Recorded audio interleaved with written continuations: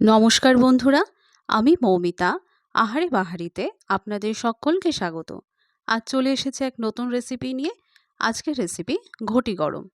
ঘটি গরম বানানোর জন্য আমি নিয়ে নিয়েছি কিছুটা ঝুরি ভাজা, আর নিয়ে নিয়েছি পেঁয়াজ কুচি, লঙ্কা কুচি, আমড়া কুচি, গাজর কুচি, বিট নুন এবং চাট মশলা,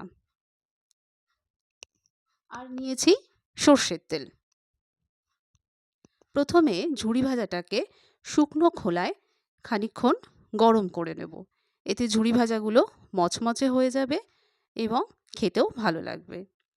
আর একটু এই রেসিপিটা গরম গরমই খাওয়া হয়, তাই এভাবে করে নিলে বেশ গরম হয়ে যাবে, কিন্তু খেয়াল রাখতে হবে যেন পুড়ে না যায়। এবারে এই ঝুরি ভাজাটাকে আমি একটা স্টিলের গ্লাসে তুলে নিচ্ছি, তবে সবটা তুলছি না।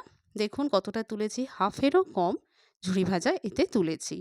এবার এর মধ্যে দিয়ে দিচ্ছি কুচানো গাজর, আমড়া, কাঁচা লঙ্কা, পেঁয়াজ কুচি। এরপর দিয়ে দিচ্ছি এর মধ্যে বিট নুন। বিট নুনটা আপনারা আপনাদের স্বাদ মতো দেবেন। আপনারা যদি নুন বেশি খান তাহলে নুনটা বেশি দেবেন। এরপর দিয়ে দিচ্ছি চাট মশলা।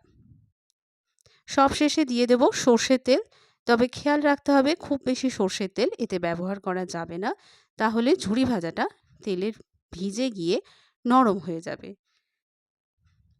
সামান্য পরিমাণ সর্ষের তেল দিয়ে দিলাম। এইবারে মেশানোর পালা। দেখুন সব জিনিস এতে দেওয়া হয়ে গেছে। এবারে আমি একটা কাগজ নিয়ে নিচ্ছি। দেখুন একটা সাদা কাগজ নিয়ে নিয়েছি।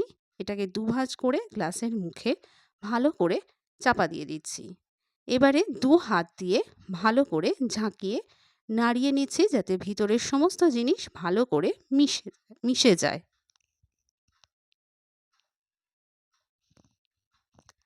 এভাবে করলে ভালো করে মিশে যাবে। মেশানো হয়ে গেছে, দেখুন কেমন ভালো করে মেশানো হয়ে গেছে। এবারে আমি একটা ঠোঙার মধ্যে আমি এগুলো ঢেলে নেব। এরকমই ঠোঙায় আমরা বাজার থেকে কিনে খাই, সেরকমই একটা ঠোঙার মধ্যে আমি আস্তে আস্তে এটা ঢেলে নিচ্ছি।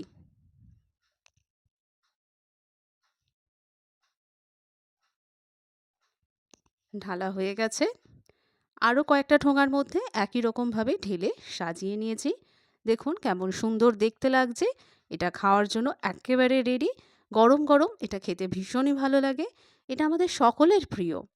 আমাদের ছোটোবেলায়, বড়োবেলায় সব বয়সীদের জন্য এটা ভীষণই প্রিয় একটা খাবার। তাহলে এবারে আপনারা সহজেই বাড়িতে এভাবে বানিয়ে ফেলতে পারেন। তাহলে আজকের মতো এটুকুই। আবার দেখা হচ্ছে নতুন একটা ভিডিওতে।